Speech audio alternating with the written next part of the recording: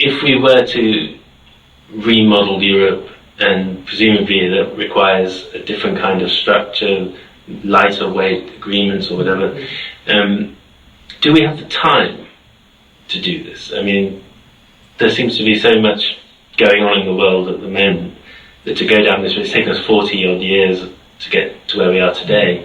Are we talking about another 40 years to get back? And is that something that's advisable, do you think?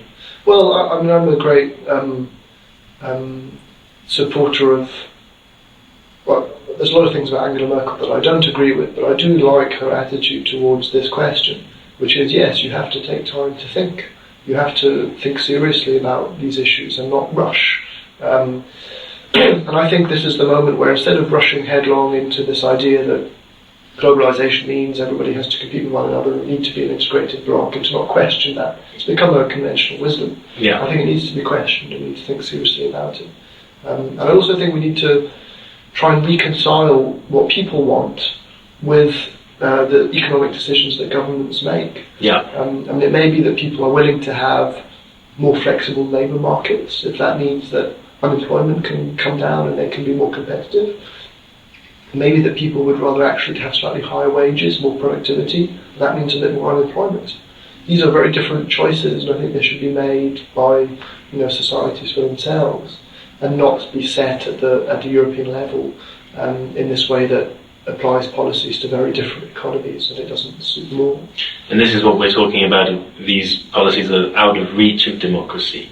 That's right. And you think that's the gap that has to be bridged? That's right. And I think if we don't bridge it, then people will simply bridge it themselves, and they will reclaim policies, and they will take it over. And it'll be more abrupt or chaotic. Yes, but I also think, I also think it's up for grabs now as to what the consequences of this, I call it the Great Revolt, yeah. Which is what the Chinese call it. When they think about advanced democracies, they see this crisis, they call it the Great Revolt. At the moment, I think the central question for us is, what political shape will the Great Revolt take? Will it take the shape of a right-wing figure who I think is awful in every respect, such as Donald Trump? Mm-hmm. Yeah. Or will it take the form of another sort of project, something that I would certainly be more interested in, a project of the left to reclaim some of these issues for the left. Now, at the moment, it seems that it's right-wing populist parties that are mobilising people in the context of this Great Revolt, but it doesn't have to be that way. In terms of framing it, when you frame it as a project of the left, there's a sort of a language that will incite people just by the words used. Do you think there's an inclusive way of framing it? Because I would never say project of the left in certain circles, because there are people who say, what on earth are you talking about? Do you know what I mean? Yeah. I agree with you. I think it shouldn't be defined as a project of the left, but as a set of values or a set of goals. Okay. And so I think, I do think we live in an age of awful inequality, yeah. Which has become socially acceptable.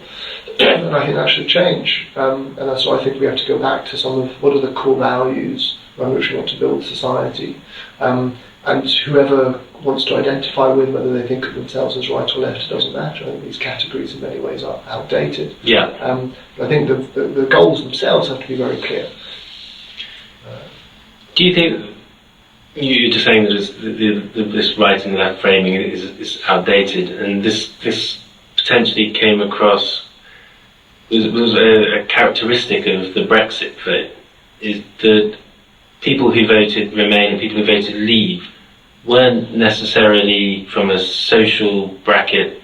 I mean, they sort of went right across both spectrums, right, left, higher income, low income, establishment, non-establishment. You could almost throw things at this chart, and the things can land anywhere. People who split families and things like that. Is that I know it is a characteristic, but can we learn anything from that? I think we can. I mean, I would be a little bit cautious because I think there was still a lot of class politics involved in the Brexit vote. If you went, north of Cambridge to somewhere like Peterborough, very different socioeconomic basis for that city. overwhelmingly a Leave constituency. The parts of the UK where you had the lowest average wages, which happened to be in Lincolnshire and Bolton, you had the highest Leave vote. In the part of the UK where you had the highest average wages, in Richmond, you had the highest proportion of people voting Remain. And these things are not coincidental. So I think there is a certain sort of explanation that still takes you towards whether people felt as if they were simply ignored and belittled by governments who didn't have their interests, or whether you felt as if you basically benefited from the last 20 years. That was still an important issue. However, you are right that it didn't map onto just poor and rich very easily either. I would say that for me that shows that we're in a new moment now. Politics is very open. What I found particularly surprising was the absence of any sort of discipline on the part of especially the establishment itself. I had people who were clearly members of what in the past we would have called it the ruling class, who simply very lightheartedly said, oh, they were going to vote for Brexit. I remember one person telling me I'm going to vote for Brexit because it might bring down property prices in London so that my kids can buy a flat. Now, in the past, that would have been a terrible breach of loyalty to the establishment. Mm-hmm. So I think now we're in a very open political moment where people are willing to identify with whoever they think is providing them with a more compelling argument. And that's a great opportunity. It means that politics is more open now than it was in the past. It's almost ready to be shaped in a way. That's right, yeah. But I'll just stress again, those who've done the shaping up until now have predominantly been right-wing populists. Yeah. And there's no reason why that is necessarily the case.